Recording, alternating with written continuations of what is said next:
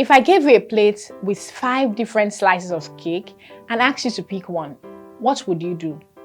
Well, I can't speak for you, but I can tell you what I would do. I would select the best looking slice of cake. Because I like icing, I would pick one that has a generous serving of cake icing.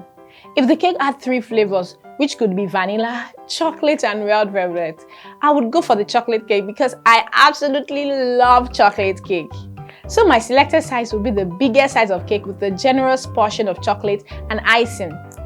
In our previous lecture, we discussed selection as a routine management practice, and if you missed it, you need to go back and watch it.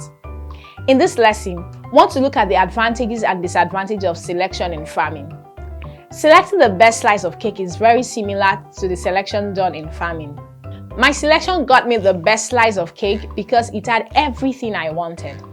Selection in farming gets you the best animals with the most desirable traits, and this is the first advantage of selection. The selection also ensures that animals with the best beads are bred for distribution. Another advantage of selection is that it reduces the spread of diseases and parasites associated with breeding stock. This is expected because one of the desirable traits that farmers are constantly on the lookout for is high resistance to diseases. Selection also increases the rate of production and yield and reduces the cost of management. One of the disadvantages of this practice is that it has a high labor requirement, meaning that it requires a large number of farm workers. It's also time-consuming and requires expertise that might not be readily available.